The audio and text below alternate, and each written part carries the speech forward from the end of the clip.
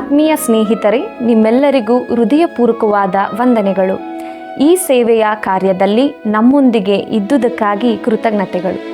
ಮಾನವರೆಲ್ಲರೂ ನಿತ್ಯ ಜೀವವನ್ನು ಹೊಂದಿಕೊಳ್ಳಬೇಕು ಎಂಬುದು ದೇವರ ಉನ್ನತವಾದ ಆಲೋಚನೆ. ಅದು ಕ್ರಿಸ್ತನಲ್ಲಿ ನೆರವೇರಿಸಲ್ಪಟ್ಟಿತು.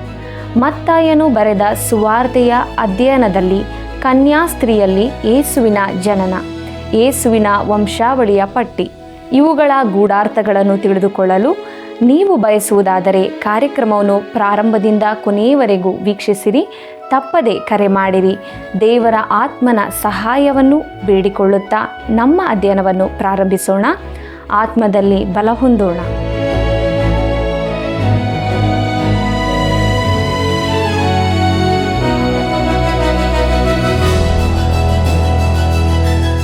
ನೀತಿ ಪ್ರೀತಿಗಳನ್ನು ಅನುಸರಿಸಿ ನಿನ್ನ ದೇವರನ್ನು ಎಡೆಬಿಡದೆ ನಿರೀಕ್ಷಿಸಿಕೊಂಡಿರು.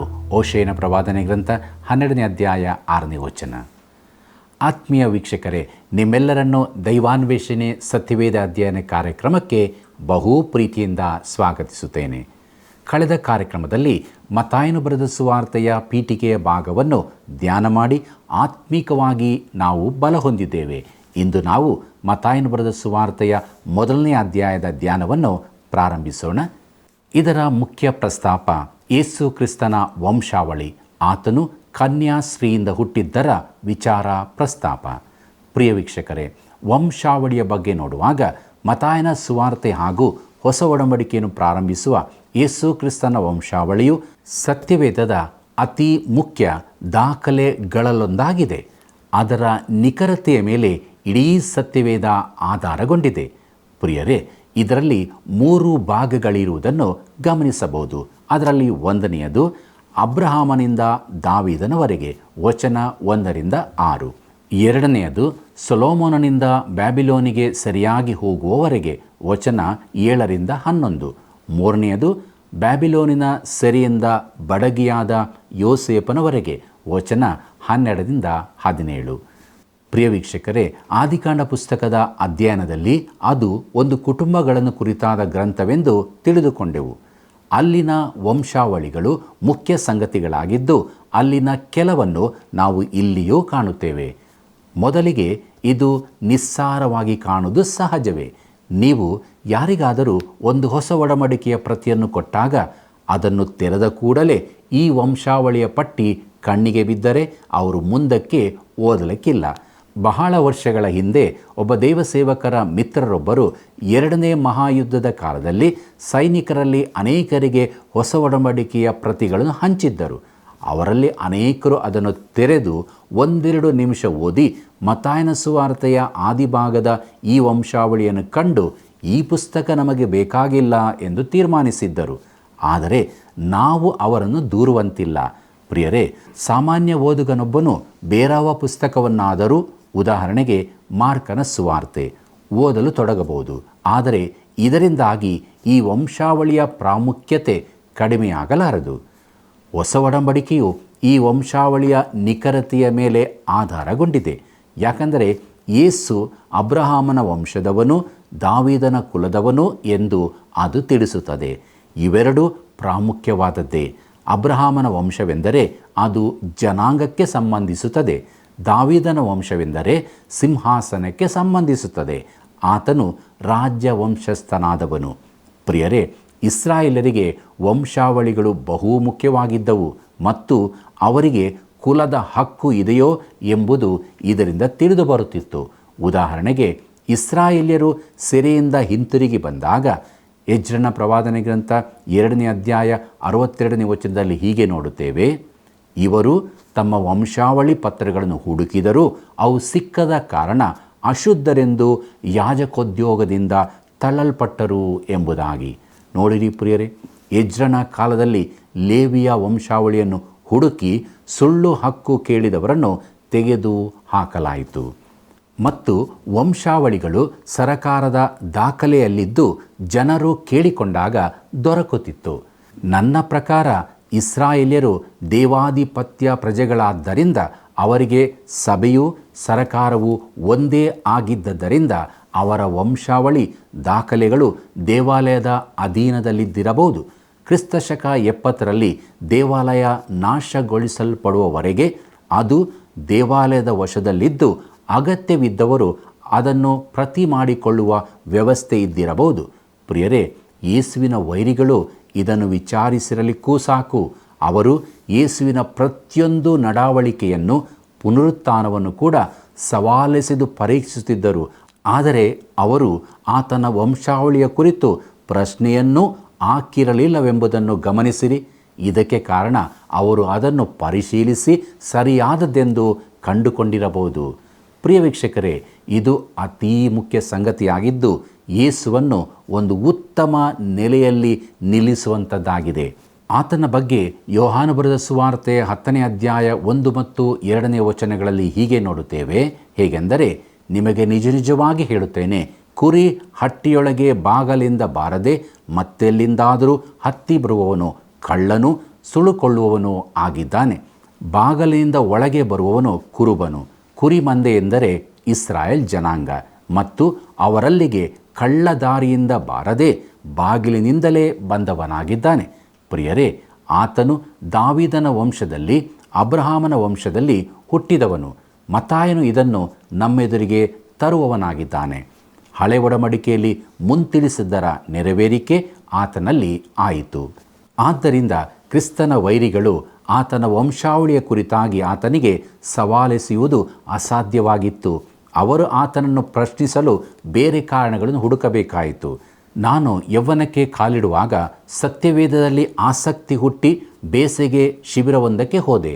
ಅಲ್ಲಿ ವಾಕ್ಯ ಬೋಧಕರು ಒಂದು ದಿನ, ನಿಮ್ಮಲ್ಲಿ ಎಷ್ಟು ಮಂದಿ ಇಡೀ ಸತ್ಯವೇದವನ್ನು ಓದಿದ್ದೀರಿ ಎಂದು ಕೇಳಿದರು. ಅಲ್ಲಿ ಸುಮಾರು 300 ಮಂದಿ ಯುವಕರಿದ್ದರು. ಆದರೆ ಆ ಬೋಧಕರು 4 ಸಲ ಇದೇ ಪ್ರಶ್ನೆಯನ್ನು ಕೇಳಿದರೂ ಯಾರೂ ಕೈ ಎತ್ತಲಿಲ್ಲ. ಕೊನೆಗೆ ಒಬ್ಬನು ನಿಧಾನವಾಗಿ ಕೈ ಎತ್ತಿ ಹೀಗಂದನು, ನಾನು ಓದಿದ್ದೇನೆ, ಆದರೆ ಆಸಕ್ತಿಕರವಾದ ಭಾಗಗಳನ್ನು ಮಾತ್ರ, ವಂಶಾವಳಿಯನ್ನೆಂದೂ ಓದಲಿಲ್ಲ ಎಂದನು. ಎಲ್ಲರೂ ನಗಾಡಿದರು. ಬೋಧಕರು ಸಹ, ಅವರು ಕೂಡ ವಂಶಾವಳಿಗಳನ್ನು ಓದಲಿಲ್ಲವೆಂದು ಒಪ್ಪಿಕೊಂಡರು. ಆದರೆ ನನಗೆ ಆಗ ತಿಳಿಯಿತು, ದೇವರ ಆತ್ಮನು ಶ್ರಮವಹಿಸಿ ಬರಹಗಾರನ ಶಾಯಿಯನ್ನು ವೆಚ್ಚ ಮಾಡಿ ನಮಗಾಗಿ ಅದನ್ನು ಬರೆಯಿಸಿ ಉಳಿಸಿರಬೇಕಾದರೆ ಅದರಲ್ಲಿ ಖಂಡಿತವಾಗಿಯೂ ಏನಾದರೂ ಪ್ರಾಮುಖ್ಯತೆ ಇರಲೇಬೇಕಲ್ಲವೇ? ಆದ್ದರಿಂದ ಪ್ರಿಯರೇ, ನಾವು ಕೂಡ ಈ ವಂಶಾವಳಿಯನ್ನು ಅಲಕ್ಷ್ಯ ಮಾಡದಿರೋಣ. ಇಲ್ಲಿ ಯೇಸುವಿನ ವಂಶಾವಳಿಯನ್ನು ಯೋಸೇಫನ ಕಡೆಯಿಂದ ಹೇಳಲಾಗಿದೆ. ಲೂಕನ ಸುವಾರ್ತೆಯಲ್ಲಿ ಇದನ್ನೇ ಮರಿಯಳ ಕಡೆಯಿಂದ ಹೇಳಲ್ಪಟ್ಟಿದೆ. ಮುಂದಕ್ಕೆ ನಾವು ಮತ್ತಾಯನ ಬರೆದ ಸುವಾರ್ತೆ 1ನೇ ಅಧ್ಯಾಯ 1ನೇ ವಚನವನ್ನು ನೋಡೋಣ. ಯೇಸು ಕ್ರಿಸ್ತನ ವಂಶಾವಳಿಯು, ಆತನು ದಾವೀದನ ವಂಶದವನು, ದಾವೀದನು ಅಬ್ರಹಾಮನ ವಂಶದವನು ಎಂಬುದೇ.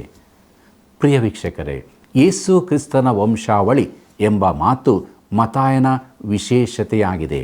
ಈ ಮಾತು ಹೊಸ ಒಡಂಬಡಿಕೆಯಲ್ಲಿ ಬೇರೆಲ್ಲಿಯೂ ಕಾಣುವುದಿಲ್ಲ. ಹಳೆಯ ಒಡಂಬಡಿಕೆಯನ್ನು ಹುಡುಕುವುದಾದರೆ ನೀವು ಮಲಾಕಿಯ, ಜಕರ್ಯ, ಹಗ್ಗಾಯ ಮತ್ತು ಪಂಚ ಗ್ರಂಥಗಳಿಗೆ, ಅಂದರೆ ಧರ್ಮೋಪದೇಶಕಾಂಡ, ಅರಣ್ಯಕಾಂಡ, ಯಾಜಕಾಂಡ, ವಿಮೋಚನಕಾಂಡ ಮೂಲಕ ಆದಿಕಾಂಡಕ್ಕೆ ಹಿಂತಿರುಗಲು ಪ್ರಾರಂಭಿಸಿದರೆ ಅದು ಮತ್ತಾಯನಲ್ಲಿ ಹೊರತುಪಡಿಸಿ ಬೈಬಲ್ನಲ್ಲಿ ಬೇರೆಲ್ಲಿಯೂ ಇಲ್ಲ ಎಂಬ ತೀರ್ಮಾನಕ್ಕೆ ನೀವು ಬರುತ್ತೀರಿ. ಪ್ರಿಯರೇ, ಪ್ರವಾದನೆ ಪಂಚ ಗ್ರಂಥಗಳಲ್ಲೆಲ್ಲಿಯೂ ಈ ಶಬ್ದ ಕಂಡುಬರದೆ ಆದಿಕಾಂಡ 5ನೇ ಅಧ್ಯಾಯ 1ರಲ್ಲಿ ಮಾತ್ರ ವಂಶದವರ ಚರಿತ್ರೆ ಎಂಬ ಮಾತು ಬರುತ್ತದೆ. ಹೀಗೆ ವಂಶ ಚರಿತ್ರೆಯ 2 ಪುಸ್ತಕಗಳು ಆದಾಮನ ವಂಶದವರ ಚರಿತ್ರೆ ಹಾಗೂ ಯೇಸು ಕ್ರಿಸ್ತನ ವಂಶಾವಳಿ ಮಾತ್ರ ತಿಳಿಸಲ್ಪಟ್ಟಿದೆ. ಪ್ರಿಯರೇ, ನಾವು ಆದಾಮನ ವಂಶದೊಳಗೆ ಹೇಗೆ ಸೇರಿರುತ್ತೇವೆ? ಜನ್ಮ ಕಾರಣದಿಂದ. ನಾವಾಗಿ ಇದಕ್ಕಾಗಿ ಏನನ್ನೂ ಮಾಡಲಿಲ್ಲ. ಆದರೆ ಆದಾಮನಲ್ಲಿ ಎಲ್ಲರೂ ಸಾಯುತ್ತಾರೆ. ರೋಮಾಪುರದವರಿಗೆ ಬರೆದ ಪತ್ರಿಕೆ 5ನೇ ಅಧ್ಯಾಯ 12ನೇ ವಚನವನ್ನು ನೋಡಿರಿ. ಹೀಗೆ ಆದಾಮನ ವಂಶದ ಪುಸ್ತಕ ಮರಣದಿಂದ ಕೂಡಿದ್ದು. ಈಗ ಇನ್ನೊಂದು ಪುಸ್ತಕವಿದೆ, ಅದು ಯೇಸು ಕ್ರಿಸ್ತನ ವಂಶಾವಳಿಯದು. ಈ ಕುಟುಂಬದೊಳಗೆ ನೀನು ಹೇಗೆ ಸೇರಬಲ್ಲೆ? ಅದೂ ಕೂಡ ಜನ್ಮದಿಂದಲೇ, ಆದರೆ ನೂತನ ಜನ್ಮದ ಮೂಲಕವಾಗಿ. ದೇವರ ರಾಜ್ಯವನ್ನು ನಾವು ಕಾಣಬೇಕಾದರೆ ನಾವು ಹೊಸದಾಗಿ ಹುಟ್ಟಬೇಕೆಂದು ಯೇಸು ಹೇಳಿದ್ದಾನೆ. ಯೋಹಾನ ಬರೆದ ಸುವಾರ್ತೆ 3ನೇ ಅಧ್ಯಾಯ 3ನೇ ವಚನವನ್ನು ನೋಡಿರಿ. ಪ್ರಿಯರೇ, ಇದರಿಂದಾಗಿ ನಾವು ಯಜ್ಞದ ಕುರಿಯಾದಾತನ ಜೀವಬಾಧ್ಯರ ಪಟ್ಟಿಯೊಳಗೆ ಸೇರಿಸಲ್ಪಡುತ್ತೇವೆ. ಇದು ಕ್ರಿಸ್ತನನ್ನು ನಂಬುವ ಮೂಲಕವೇ. ನಾವೆಲ್ಲರೂ ಆದಾಮನ ವಂಶಾವಳಿಯ ಮೊದಲ ಪುಸ್ತಕದಲ್ಲಿದ್ದೇವೆ. ಆದರೆ ಯಜ್ಞದ ಕುರಿಯ ಪುಸ್ತಕದಲ್ಲಿಯೂ ನಾವು ಸೇರಬೇಕಾದದ್ದು ಅತಿ ಅವಶ್ಯವಾಗಿದೆ. ಪ್ರಿಯ ವೀಕ್ಷಕರೇ, ಆತನು ದಾವೀದನ ವಂಶದವನು, ಅಬ್ರಹಾಮನ ವಂಶದವನು ಎಂದು ಮತ್ತಾಯನು ಬರೆಯುತ್ತಾನೆ. ಅಬ್ರಹಾಮನು ದಾವೀದನಿಗಿಂತ ಮೊದಲಿನವನೆಂದು ಮತ್ತಾಯನಿಗೆ ಗೊತ್ತಿಲ್ಲವೋ? ಅವನಿಗೆ ತಿಳಿದಿತ್ತು. ಹಾಗಾದರೆ ಹೀಗೇಕೆ ಬರೆದನು? ಆತನು ಯೇಸುವನ್ನು ಮೆಸ್ಸಿಯನೆಂದು, ರಾಜನೆಂದು, ಪರಲೋಕ ರಾಜ್ಯವನ್ನು ಈ ಭೂಮಿಯಲ್ಲಿ ಸ್ಥಾಪಿಸುವನೆಂದು ತೋರಿಸುತ್ತಿದ್ದಾನೆ. ಆದ್ದರಿಂದ ಇದು ಮೊದಲಿಗೆ ಬಂತು. ದೇವರು ದಾವೀದನಿಗೆ ಮಾಡಿದ ವಾಗ್ದಾನಗಳ ನೆರವೇರಿಕೆಯೇ ಯೇಸು ಕ್ರಿಸ್ತನು. ಆತನು ದಾವೀದನ ಮಗನು. ಮಾತ್ರವಲ್ಲದೆ ಆತನು ಅಬ್ರಹಾಮನ ವಂಶದವನೂ ಆಗಿದ್ದಾನೆ. ಇದೂ ಕೂಡ ಮುಖ್ಯವಾದದ್ದೇ. ಯಾಕಂದರೆ ದೇವರು ಅಬ್ರಹಾಮನಿಗೆ ಭೂಮಿಯ ಎಲ್ಲ ಜನಾಂಗಗಳಿಗೂ ನಿನ್ನ ಸಂತತಿಯ ಮೂಲಕ ಆಶೀರ್ವಾದ ಉಂಟಾಗುವುದು ಎಂದು ಆದಿಕಾಂಡ ಪುಸ್ತಕ 22ನೇ ಅಧ್ಯಾಯ 18ನೇ ವಚನದಲ್ಲಿ ಹೇಳಿದ್ದಾನೆ. ಪ್ರಿಯರೇ, ಗಲಾತ್ಯದವರಿಗೆ ಬರೆದ ಪತ್ರಿಕೆ 3ನೇ ಅಧ್ಯಾಯ 16ನೇ ವಚನದಲ್ಲಿ ಈ ಸಂತತಿ ಯಾವುದೆಂದು ವಿವರಿಸುತ್ತಾನೆ. ಆತನು ನಿನ್ನ ಸಂತತಿಗಳಿಗೆ ಎಂದು ಹೇಳಿ ಅನೇಕರನ್ನು ಸೂಚಿಸದೆ ನಿನ್ನ ಸಂತತಿಗೆ ಎಂದು ಹೇಳಿ ಒಬ್ಬನನ್ನೇ ಸೂಚಿಸ್ತಾನೆ. ಆ ಒಬ್ಬನು ಕ್ರಿಸ್ತನೇ. ಆದ್ದರಿಂದ ಯೇಸು ಕ್ರಿಸ್ತನು ಅಬ್ರಹಾಮನ ಮಗನೂ ಕೂಡ. ಮುಂದಕ್ಕೆ ನೋಡೋಣ. ಮತ್ತಾಯನ ಬರೆದ ಸುವಾರ್ತೆ 1ನೇ ಅಧ್ಯಾಯ 2ನೇ ವಚನದಿಂದ 6ನೇ ವಚನದವರೆಗೆ. ಅಬ್ರಹಾಮನು ಇಸಾಕನನ್ನು ಪಡೆದನು, ಇಸಾಕನು ಯಾಕೋಬನನ್ನು ಪಡೆದನು, ಯಾಕೋಬನು ಯಹೂದನನ್ನು ಅವನ ಅಣ್ಣ ತಮ್ಮಂದಿರನ್ನೂ ಪಡೆದನು. ಯಹೂದನು ತಾಮಾರಳಲ್ಲಿ ಪೆರೇಚನನ್ನು ಜೆರಹನನ್ನೂ ಪಡೆದನು. ಪೆರೇಚನು ಹೆಚ್ರೋನನನ್ನು ಪಡೆದನು. ಹೆಚ್ರೋನನು ಆರಾಮನನ್ನು ಪಡೆದನು. ಆರಾಮನು ಅಮಿನಾದಾಬನನ್ನು ಪಡೆದನು. ಅಮಿನಾದಾಬನು ನಹಾಶೋನನನ್ನು ಪಡೆದನು. ನಹಾಶೋನನು ಸಲ್ಮೋನನನ್ನು ಪಡೆದನು. ಸಲ್ಮೋನನು ರಹಾಬಳಲ್ಲಿ ಬೋವಜನನ್ನು ಪಡೆದನು. ಬೋವಜನು ರೂತಳಲ್ಲಿ ಓಬೇದನನ್ನು ಪಡೆದನು. ಓಬೇದನು ಈಶಾಯನನ್ನು ಪಡೆದನು. ಈಶಾಯನು ಅರಸನಾದ ದಾವೀದನನ್ನು ಪಡೆದನು. ದಾವೀದನು ಊರಿಯನ ಹೆಂಡತಿಯಾಗಿದ್ದವಳಲ್ಲಿ ಸೊಲೊಮೋನನನ್ನು ಪಡೆದನು ಎಂಬುದೇ. ಪ್ರಿಯ ವೀಕ್ಷಕರೇ, ಈ ವಂಶಾವಳಿಯು ನಿಜವಾಗಿಯೂ ಆಸಕ್ತಿಕರವಾದದ್ದಾಗಿದೆ. ಇದರಲ್ಲಿ 4 ಹೆಸರುಗಳು ಎದ್ದು ಕಾಣುತ್ತವೆ. ಕ್ರಿಸ್ತನ ವಂಶಾವಳಿಯ ಪಟ್ಟಿಯಲ್ಲಿ ಅವು ಸೇರಿರುವುದು ನಿಜಕ್ಕೂ ಆಶ್ಚರ್ಯಕರವಾಗಿದೆ. ಮೊದಲನೇದಾಗಿ ಅವರು ಸ್ತ್ರೀಯರು. ಎರಡನೇದಾಗಿ ಅವರು ಯಹೂದ್ಯರಲ್ಲದೆ ಅನ್ಯಜನರು. ಸಾಮಾನ್ಯವಾಗಿ ಇಬ್ರಿಯ ವಂಶಾವಳಿಯಲ್ಲಿ ಸ್ತ್ರೀಯರ ಹೆಸರನ್ನು ಬರೆಯುವುದಿಲ್ಲ. ಈ ದಿನಗಳಲ್ಲಿ ವಿವಾಹದ ನಂತರ ಸ್ತ್ರೀಯು ಪುರುಷನ ಹೆಸರನ್ನೇ ಹಾಕಿಕೊಳ್ಳುತ್ತಾಳೆ. ಇದು ಸಾಮಾನ್ಯ ಸಂಗತಿಯಾಗಿದೆ. ಹೀಗೆ ಪುರುಷನ ವಂಶಾವಳಿಯೇ ದಾಖಲಾಗುತ್ತದೆ. ಒಬ್ಬರು ದೇವಸೇವಕರು ಹೀಗೆ ಹೇಳುತ್ತಾರೆ, ಹಲವು ವರ್ಷಗಳಲ್ಲಿ ನಾನು ಮದುವೆಗಳನ್ನು ಮಾಡಿದ್ದೇನೆ. ಅದರಲ್ಲಿ ಹುಡುಗಿಗೆ ಜೋನ್ಸ್ ಅಥವಾ ಸ್ಮಿತ್ನಂತಹ ಸುಂದರವಾದ ಹೆಸರು ಇತ್ತು ಮತ್ತು ಅವಳು ಅದನ್ನು ನಿವೆನ್ಸ್ ಸ್ವ್ಯಾಂಚ್ವೆಂಡರ್ ಅಥವಾ ಸಿಕ್ಕಲ್ ಗ್ರೂಬರ್ನಂತಹ ಹೆಸರಿಗೆ ಬದಲಾಯಿಸಲು ಬಯಸಿದ್ದಳು. 4 ಅಥವಾ 5 ಅಕ್ಷರಗಳನ್ನು ಹೊಂದಿರುವ ಒಂದಕ್ಕೆ ಅವಳು ತನ್ನ ಹೆಸರನ್ನು ಬಿಟ್ಟುಕೊಡಲು ಬಯಸುವುದಿಲ್ಲ ಎಂದು ನೀವು ಭಾವಿಸಬಹುದು. ಪ್ರಿಯರೇ, ಆದರೆ ಇಂದು ಅವರು ಅದನ್ನು ಹಾಗೆ ಮಾಡುತ್ತಾರೆ. ನನ್ನ ಫೈಲಿನಲ್ಲಿ ಸುಮಾರು 10 ವರ್ಷಗಳ ಹಿಂದೆ ಪಾಸಾಡೇನದಲ್ಲಿ ಮಹಿಳೆಯ ಹೆಸರನ್ನು ತೆಗೆದುಕೊಳ್ಳುವ ಅಸಾಮಾನ್ಯ ಕೆಲಸವನ್ನು ಮಾಡಿದ ದಂಪತಿಗಳ ಬಗ್ಗೆ ಹೇಳುವ ಕ್ಲಿಪ್ಪಿಂಗ್ ಇದೆ. ಅದನ್ನು ಕಾನೂನುಬದ್ಧವಾಗಿ ಮಾಡಬಹುದು ಎಂದು ನನಗೆ ಅರ್ಥವಾಗಿದೆ. ಆದರೆ ನಮ್ಮ ಪದ್ಧತಿ ಎಂದರೆ ಪುರುಷನ ಹೆಸರನ್ನು ತೆಗೆದುಕೊಳ್ಳುವುದು ಮತ್ತು ಅದನ್ನು ಪುರುಷನ ವಂಶಾವಳಿಗೆ ನೀಡಲಾಗುತ್ತದೆ ಎಂದು. ಪ್ರಿಯರೇ, ಇದನ್ನು ನಾವು ಈ ದಿನಗಳಲ್ಲಿಯೂ ನೋಡುತ್ತೇವೆ ಅಲ್ಲವೇ? ಪ್ರಿಯ ವೀಕ್ಷಕರೇ, ಯೇಸುವಿನ ದಿನಗಳಲ್ಲಿಯೂ ವಂಶಾವಳಿಗಳಲ್ಲಿ ಸ್ತ್ರೀಯರ ಹೆಸರು ಹಾಕುತ್ತಿರಲಿಲ್ಲ. ಆದರೂ ಇಲ್ಲಿ 4 ಮಂದಿ ಸ್ತ್ರೀಯರ, ಅದರಲ್ಲೂ ಯಹೂದ್ಯರಲ್ಲದವರ ಹೆಸರು ಕಾಣುತ್ತೇವೆ. ಇಸ್ರಾಯೇಲ್ಯರಲ್ಲದವರಿಂದ ಹೆಣ್ಣುಗಳನ್ನು ತಂದು ಮದುವೆಯಾಗಬಾರದೆಂದು ದೇವರು ಕಟ್ಟಳೆ ಮಾಡಿದ್ದನು. ಅಬ್ರಹಾಮನಿಗೂ ಇಸಾಕನಿಗೂ ಅವನ ಸ್ವದೇಶದವರಿಂದಲೇ ಹೆಣ್ಣನ್ನು ತರಬೇಕೆಂದು ಹೇಳಿದ್ದನು. ಕ್ರಿಸ್ತನ ಕಡೆಗೆ ಬರುವ ವಂಶಾವಳಿಯವರಲ್ಲಿ ಏಕದೇವರ ಆರಾಧನೆಯೇ ಇರಬೇಕಾದದ್ದೆಂದು ದೇವರ ಆಶೆಯಾಗಿತ್ತು. ಆದರೂ ಕ್ರಿಸ್ತನ ವಂಶಾವಳಿಯಲ್ಲಿ 4 ಮಂದಿ ಯಹೂದ್ಯರಲ್ಲದ ಸ್ತ್ರೀಯರ ಹೆಸರು ಇದೆ. ಅವರಲ್ಲಿ 2 ಕಾನಾನ್ಯರು, ಒಬ್ಬಾಕೆ ಮೊವಾಬ್ಯಳು, ಇನ್ನೊಬ್ಬಾಕೆ ಹಿತ್ತಿಯಳು. ಪ್ರಿಯರೇ, ಸಾಮಾನ್ಯ ಪ್ರಶ್ನೆ ನಮಗೆದುರಾಗುತ್ತದೆ, ಇವರು ಕ್ರಿಸ್ತನ ವಂಶಾವಳಿಗೆ ಹೇಗೆ ಸೇರಿಕೊಂಡರು? ಮೊದಲನೆಯವಳು ತಾಮಾರಳು. ಈಕೆಯ ವೃತ್ತಾಂತ ಆದಿಕಾಂಡ ಪುಸ್ತಕ 38ನೇ ಅಧ್ಯಾಯದಲ್ಲಿದೆ. ಈ ಅಧ್ಯಾಯವು ಸತ್ಯವೇದದಲ್ಲಿ ಅತೀ ಕೆಟ್ಟ ವೃತ್ತಾಂತವನ್ನೊಳಗೊಂಡದ್ದಾಗಿದೆ. ತಾಮಾರಳು ಒಬ್ಬಳು ಪಾಪಿಯಾಗಿದ್ದು ಈ ವಂಶಾವಳಿಯಲ್ಲಿ ಸೇರಿಕೊಂಡಳು. ಮುಂದೆ ಯೆಹೋಶುವನ ಪುಸ್ತಕ 2ನೇ ಅಧ್ಯಾಯ 5ನೇ ವಚನದಲ್ಲಿ ರಹಾಬಳ ಹೆಸರಿದೆ. ಯೆಹೋಶುವ 2ರಲ್ಲಿ ಕಾಣುವ ಆಕೆಯ ವೃತ್ತಾಂತದಲ್ಲಿ ಆಕೆಯ ಚರಿತ್ರೆಯು ಉತ್ತಮವಾದದ್ದಾಗಿರಲಿಲ್ಲ. ಆದರೆ ಜೀವಿಸುವ ನಿಜ ದೇವರನ್ನು ತಿಳ್ಕೊಂಡ ಬಳಿಕ ಆಕೆ ಅದ್ಭುತವಾಗಿ ಬದಲಾದಳು. ಇಬ್ರಿಯರಿಗೆ ಬರೆದ ಪತ್ರಿಕೆ 11ನೇ ಅಧ್ಯಾಯ 31ನೇ ವಚನದಲ್ಲಿ ನಂಬಿಕೆಯಿಂದಲೇ ರಹಾಬಳೆಂಬ ಸೂಳೆಯು ಗೂಢಾಚಾರರನ್ನು ಸಮಾಧಾನವಾಗಿ ಸೇರಿಸಿಕೊಂಡು ನಂಬದವರೊಂದಿಗೆ ನಾಶವಾಗಲಿಲ್ಲ ಎಂಬುದಾಗಿ. ಪ್ರಿಯರೇ, ಆಕೆ ನಂಬಿದ್ದ ಕಾರಣದಿಂದಲೇ ವಂಶಾವಳಿಯಲ್ಲಿ ಸೇರಿಕೊಂಡಳು. ಆಕೆಯಲ್ಲಿ ನಂಬಿಕೆ ಇತ್ತು. ಇಲ್ಲಿನ ಮುಂದುವರಿಕೆ ನೋಡಿರಿ. ಪಾಪಿಯಾಗಿ ಬಂದವಳು ನಂಬಿಕೆಯ ಹಸ್ತವನ್ನು ಚಾಚಿದಳು. ರೂತಳ ಹೆಸರು ಮುಂದಕ್ಕೆ ಬರುತ್ತದೆ. ಆಕೆ ಬಹು ಸುಂದರ ಸ್ತ್ರೀ ಮತ್ತು ಆಕೆಯಲ್ಲಿ ಯಾವ ದೋಷವೂ ಕಂಡುಬರಲಿಲ್ಲ. ಆಕೆಯ ಕಾಲದಲ್ಲಿದ್ದ ಕಾನೂನಿನಿಂದಾಗಿ ಆಕೆ ಹೊರಗಿಡಲ್ಪಟ್ಟಿದ್ದಳು. ಧರ್ಮೋಪದೇಶ ಕಾಂಡ 23ನೇ ಅಧ್ಯಾಯ 3ನೇ ವಚನವನ್ನು ನೋಡಿರಿ. ಅಮೋನಿಯರಾಗಲಿ ಮೊವಾಬ್ಯರಾಗಲಿ ಯೆಹೋವನ ಸಭೆಗೆ ಎಂದಿಗೂ ಸೇರಬಾರದು. ಹೀಗೆ ಕಾನೂನು ಪ್ರಕಾರ ಆಕೆ ಹೊರಗಿಡಲ್ಪಟ್ಟವಳಾದರೂ ಬೋವಜನೆಂಬಾತನು ಒಂದು ದಿನ ಹೊಲಗಳಲ್ಲಿ ಆಕೆಯನ್ನು ಕಂಡನು. ಆತನು ನೋಡಿದ ಕೂಡಲೇ ಆಕೆಯನ್ನು ಪ್ರೀತಿ ಮಾಡಿದನು ಮತ್ತು ತನ್ನ ಹೊದಿಕೆಯನ್ನು ಆಕೆಯ ಮೇಲೆ ಹಾಕುವ ಮೂಲಕ ಆಕೆಯನ್ನು ಕರ್ತನ ಗುಂಪಿಗೆ ಕರೆತಂದನು.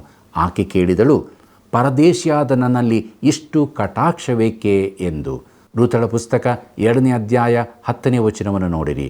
ಪ್ರಿಯರೇ, ನಮಗೆ ದೇವರ ಕೃಪೆ ದೊರಕಿದ್ದನ್ನು ನೆನೆಸುವುದಾದರೆ ನಾವು ಕೂಡ ದೇವರನ್ನು ಇದೇ ರೀತಿ ಕೇಳಬೇಕಾಗಿದೆ. ಇಲ್ಲಿ ಮುಂದುವರಿಕೆಯನ್ನು ನೋಡಿರಿ. ನಾವು ಪಾಪಿಗಳಾಗಿ ಬಂದು ವಿಶ್ವಾಸದ ಕೈಯನ್ನು ಹಿಡಿದಾಗ ದೇವರು ತನ್ನ ಮಹಾಕೃಪೆಯಿಂದ ನಮ್ಮನ್ನು ರಕ್ಷಿಸ್ತಾನೆ. ಮುಂದಕ್ಕೆ ಬತ್ಸೆಬಳ ಹೆಸರು ಹೇಳಲ್ಪಟ್ಟಿಲ್ಲ, ಆದರೆ ಉರಿಯನ ಹೆಂಡತಿಯಾಗಿದ್ದವಳು ಎಂದು ಹೇಳಿದೆ. ವಚನ 6 ನೋಡಿರಿ.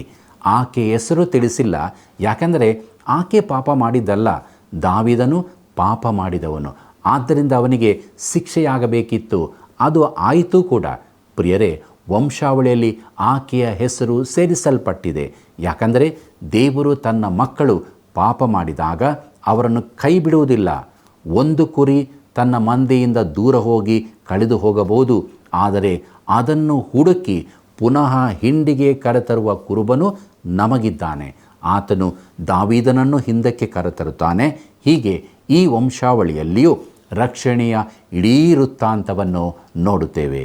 ಈಗ ಈ ವಂಶಾವಳಿಯ ಬಗ್ಗೆ ಇನ್ನೂ ಕೆಲವು ಆಸಕ್ತಿದಾಯಕ ವಿಷಯಗಳಿವೆ. ನೀವು ಈ ವಂಶಾವಳಿಯನ್ನು 1 ಪೂರ್ವಕಾಲ ವೃತ್ತಾಂತ ಪುಸ್ತಕದ 3ರಲ್ಲಿರುವ ಕೆಲವು ಹೆಸರುಗಳನ್ನು ವಿಭಿನ್ನವಾಗಿ ಬರೆಯಲಾಗಿದೆ. ಒಂದರೊಂದಿಗೆ ಹೋಲಿಸಿದರೆ ಮತ್ತಾಯನು ಬರೆದ ಸುವಾರ್ತೆ 1ನೇ ಅಧ್ಯಾಯ 8ನೇ ವಚನದಲ್ಲಿ ಅಹಾಜ್ಯ, ಯೋವಾಷ ಮತ್ತು ಅಮಚ್ಚರ ಹೆಸರುಗಳನ್ನು ಬಿಡಲಾಗಿದೆ ಎಂದು ನೀವು ಕಾಣಬಹುದು. ಇದು ವಂಶಾವಳಿಗಳನ್ನು ನಮಗೆ ಒಂದು ನಿರ್ದಿಷ್ಟ ವಂಶಾವಳಿಯ ನೋಟವನ್ನು ನೀಡಲು ಉಲ್ಲೇಖಿಸಲಾಗಿದೆ ಮತ್ತು ಬೈಬಲ್ನ ಪ್ರತಿಯೊಂದು ವಂಶಾವಳಿಯಲ್ಲಿ ಪ್ರತಿಯೊಬ್ಬ ವ್ಯಕ್ತಿಯ ಹೆಸರನ್ನು ಅಗತ್ಯವಾಗಿ ಹೆಸರಿಸಲಾಗಿಲ್ಲ ಎಂದು ತೋರಿಸುತ್ತದೆ. ಪ್ರಿಯರೇ, ಜಲಪ್ರಳಯದ ಮೊದಲು ಆದಿಕಾಂಡದಲ್ಲಿ ನಮಗೆ ನೀಡಲಾದ ವಂಶಾವಳಿಗಳಲ್ಲಿ ನಾವು ಇದನ್ನು ನೆನಪಿನಲ್ಲಿಟ್ಟುಕೊಳ್ಳಬೇಕು ಎಂದು ನಾನು ಭಾವಿಸ್ತೇನೆ. ಇವು ಅಗತ್ಯವಾಗಿ ಸಂಪೂರ್ಣ ವಂಶಾವಳಿಗಳಲ್ಲ, ಆದರೆ ಅವು ನಮಗೆ ಒಂದು ನಿರ್ದಿಷ್ಟ ರೇಖೆಯನ್ನು ಪತ್ತೆ ಹಚ್ಚಲು ನೀಡಲ್ಪಟ್ಟಿದೆ. ಬೈಬಲ್ನ ಅನೇಕ ಆವೃತ್ತಿಗಳ ಹಂಚುಗಳಲ್ಲಿ ಕಂಡುಬರುವ ಊಷರ್ನ ಡೇಟಿಂಗ್ಗಿಂತ ಮನುಷ್ಯನು ಈ ಭೂಮಿ ಮೇಲೆ ಬಹಳ ಸಮಯದಿಂದ ಇದ್ದಾನೆ ಎಂದು ನಾನು ವೈಯಕ್ತಿಕವಾಗಿ ಭಾವಿಸ್ತೇನೆ. ಈ ದಿನಾಂಕಗಳು ಊಷರ್ನಿಂದ ಬಂದವು ಮತ್ತು ಬೈಬಲ್ನ ಭಾಗವಲ್ಲ ಎಂಬುದನ್ನು ನೆನಪಿಡಿ. ಅವು ದೋಷಪೂರಿತವಾಗಿವೆ ಮತ್ತು ಅಲ್ಲಿಗೆ ಸೇರಿಸಿಲ್ಲ. ಮುಂದಕ್ಕೆ ನಾವು ಮತ್ತಾಯನ ಬರೆದ ಸುವಾರ್ತೆ 1ನೇ ಅಧ್ಯಾಯ 10 ಮತ್ತು 11ನೇ ವಚನವನ್ನು ನೋಡೋಣ. ಹಿಜ್ಕೀಯನು ಮನಸ್ಸೆಯನ್ನು ಪಡೆದನು, ಮನಸ್ಸೆಯು ಆಮೋನನನ್ನು ಪಡೆದನು, ಆಮೋನನು ಯೋಷಿಯನನ್ನು ಪಡೆದನು. ಪ್ರಜೆಯು ಬಾಬೇಲಿಗೆ ಸೆರೆ ಹೋದ ಸಮಯದಲ್ಲಿ ಯೋಷಿಯನು ಇಕೋನ್ಯನನ್ನು ಅವನ ಅಣ್ಣ ತಮ್ಮಂದಿರನ್ನು ಪಡೆದನು ಎಂಬುದೇ.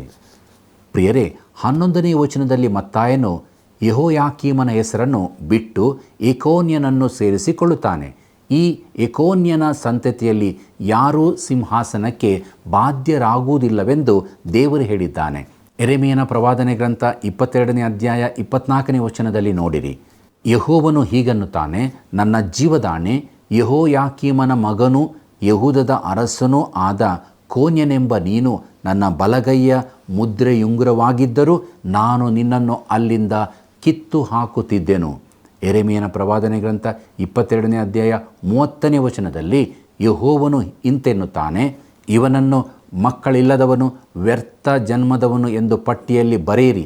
ಇವನ ಸಂತಾನದಲ್ಲಿ ಇನ್ನು ಮೇಲೆ ಯಾವನು ದಾವೀದನ ಸಿಂಹಾಸನದಲ್ಲಿ ಕೂತು ಯೆಹೂದವನ್ನು ಆಳಿ ಬಾಳನು ಎಂಬುದಾಗಿ. ಪ್ರಿಯರೇ, ಇಲ್ಲಿ ಇವನ ಹೆಸರು ಕೋನ್ಯನೆಂದು ಹೇಳಿಯದೆ ಅವನ ಹೆಸರಿನ ಎ ಎಂಬುದು ಯೆಹೋವನಿಗೆ ಸೂಚಕವಾದ್ದರಿಂದ ಅದು ತೆಗೆಯಲ್ಪಟ್ಟಿದೆ. ಈ ಯೆಕೋನ್ಯನ ಪಾಪದಿಂದಾಗಿ ಅವನ ವಂಶದವರಲ್ಲಿ ಯಾರೂ ದಾವೀದನ ಸಿಂಹಾಸನದಲ್ಲಿ ಕುಳಿತುಕೊಳ್ಳಲಾಗಲಿಲ್ಲ. ಪ್ರಿಯರೇ, ಯೋಸೇಫನು ವಂಶಾವಳಿಯಲ್ಲಿದ್ದಾನೆ, ಆದರೆ ಅವನು ಯೇಸುವಿನ ಭೌತಿಕ ತಂದೆಯಾಗಿರಲಿಲ್ಲ. ಈ ವಿಶೇಷವಾದ ಸತ್ಯವನ್ನು ಮತ್ತಾಯನು ನಮಗೆ ಸ್ಪಷ್ಟಪಡಿಸುತ್ತಿದ್ದಾನೆ. ಯೋಸೇಫನಿಂದಾಗಿ ಯೇಸುವಿಗೆ ವಂಶಾವಳಿಯ ಹಕ್ಕು, ದಾವೀದನ ಸಿಂಹಾಸನದ ಬಾಧ್ಯತೆ ಸಿಕ್ಕಿತು. ಯೇಸು ಕ್ರಿಸ್ತನು ಯೋಸೇಫನಿಗೆ ಪತ್ನಿಯಾಗಲಿದ್ದ ಮರಿಯಳಲ್ಲಿ ಜನಿಸಿದನು. ಆತನು ಯೋಸೇಫನ ಸಂತತಿಯವನಲ್ಲ, ಏಕೋನ್ಯನ ಸಂತತಿಯವನೂ ಅಲ್ಲ. ಆದರೆ ಯೋಸೇಫ ಮರಿಯರಿಬ್ಬರು ದಾವೀದನ ವಂಶಜರಾಗಬೇಕಿತ್ತು.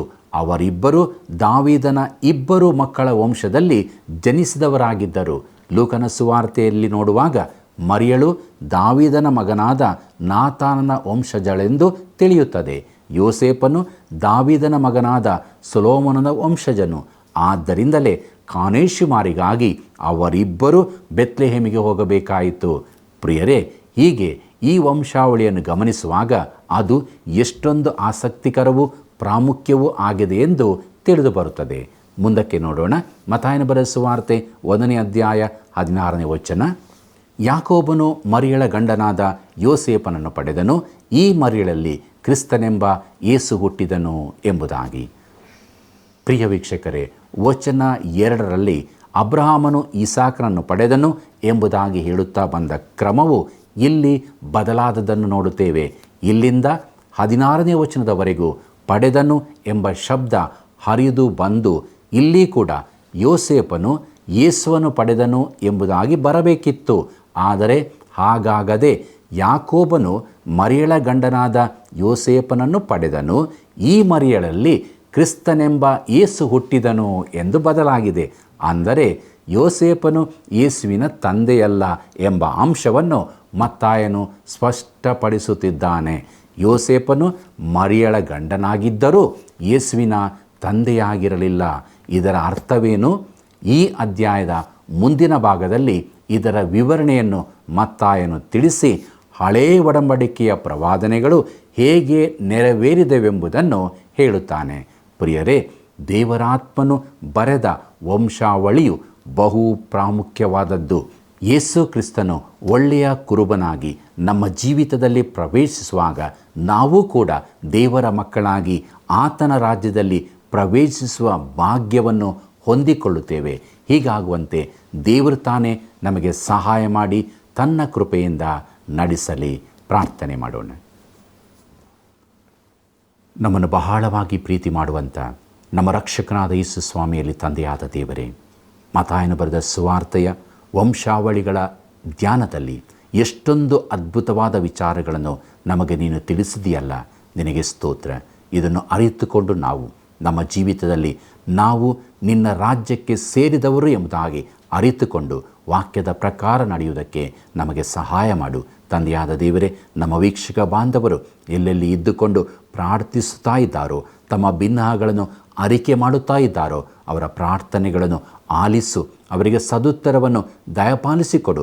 ಅವರು ಬಿಡುಗಡೆ ಹೊಂದಿದವರಾಗಿ ನಿನ್ನ ರಾಜ್ಯದಲ್ಲಿ ಸೇರುವಂಥ ನಿರೀಕ್ಷೆ ಜೀವಿತದಲ್ಲಿ ಮುನ್ನಡೆಯುವುದಕ್ಕೆ ಸಹಾಯ ಮಾಡು. ಯೇಸುವಿನ ನಾಮದಲ್ಲಿ ಬೇಡಿದ್ದೇವೆ ತಂದೆಯೇ, ಆಮೆನ್.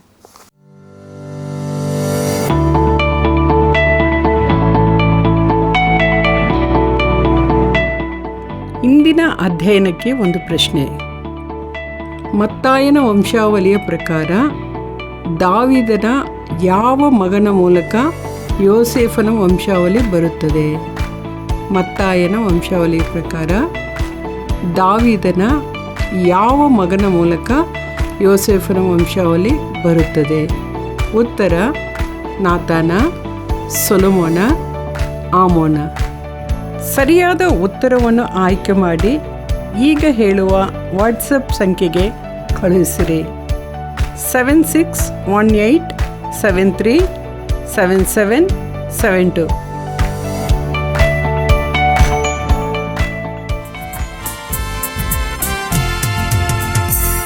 ಸಿಲೋವಾ ಅಂದರೆ ಕಳುಹಿಸಲ್ಪಟ್ಟವನು, ಸಿಲೋವಾ ಅಂದರೆ ಕಳುಹಿಸಲ್ಪಟ್ಟವನು, ಸಿಲೋವಾ ಅಂದರೆ ಕಳುಹಿಸಲ್ಪಟ್ಟವನು, ಸಿಲೋವಾ ಅಂದರೆ ಕಳುಹಿಸಲ್ಪಟ್ಟವನು. ಯೇಸು ನನ್ನನ್ನು ಮುಟ್ಟಿದನು, ನನ್ನ ಮೇಲೆ ಕೃಪೆ ತೋರಿದನು. ನಾನು ಕುರುಡನಾಗಿದ್ದೆನು, ನನಗೀಗ ಕಣ್ಣು ಕಾಣಿಸುವವು. ಸಿಲೋವಾ ಅಂದರೆ ಕಳುಹಿಸಲ್ಪಟ್ಟವನು, ಸಿಲೋವಾ ಅಂದರೆ ಕಳುಹಿಸಲ್ಪಟ್ಟವನು. ಹಲ್ಲೆಲೂಯಾ, ಹಲ್ಲೆಲೂಯಾ, ಸ್ತುತಿ ಮಹಿಮೆ ಯೇಸು ರಾಜನಿಗೆ. ಹಲ್ಲೆಲೂಯಾ, ಹಲ್ಲೆಲೂಯಾ, ಸ್ತುತಿ ಮಹಿಮೆ ಯೇಸು ರಾಜನಿಗೆ.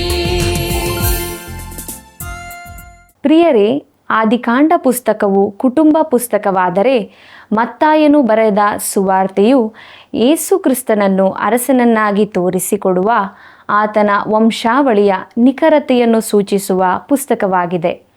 ನಾವು ಆತನ ಕುಟುಂಬದೊಂದಿಗೆ ಸೇರಬೇಕಾದರೆ ಪುನರ್ಜನ್ಮವನ್ನು ಹೊಂದುವವರಾಗಬೇಕು. ಅದು ದೇವರ ವಾಕ್ಯವನ್ನು ದೇವರಾತ್ಮನು ಒಬ್ಬನಲ್ಲಿ ಉಪಯೋಗಿಸುವುದರಿಂದ ಸಾಧ್ಯವಾಗುತ್ತದೆ. ಆದುದರಿಂದ ನಾವೆಲ್ಲರೂ ಯೇಸು ಕ್ರಿಸ್ತನ ಮೂಲಕ ರಕ್ಷಿಸಲ್ಪಟ್ಟವರಾಗಿ ಜೀವವುಳ್ಳ ಮಾರ್ಗದಲ್ಲಿ ಕ್ರಿಸ್ತನ ಸಾಕ್ಷಿಗಳಾಗಿ ಜೀವಿಸೋಣ. ಪ್ರಿಯ ವೀಕ್ಷಕರೇ, ಈ ಕಾರ್ಯಕ್ರಮವನ್ನು ನಿಮ್ಮ ಪ್ರಿಯರಿಗೆ ತಿಳಿಸಿದ್ದೀರಾ? ನೀವು ಹೊಂದಿಕೊಂಡ ಆಶೀರ್ವಾದವನ್ನು ಇತರರೊಂದಿಗೆ ಹಂಚಿಕೊಳ್ಳಬೇಕು. ಆಗ ದೇವರಿಗೆ ಮಹಿಮೆ ಆಗುತ್ತದೆ. ಸೇವೆಗಾಗಿ ಪ್ರಾರ್ಥಿಸಿರಿ. ವಂದನೆಗಳು. ಈ ಕಾರ್ಯಕ್ರಮ ನಿಮಗೆ ಇಷ್ಟವಾಯಿತೆ? ಈಗಲೇ ಒಂದು ಮಿಸ್ಡ್ ಕಾಲ್ ಕೊಡಿರಿ. ಮುಂದಿನ ವಿಜೇತರು ನೀವಾಗಿರಬಹುದು.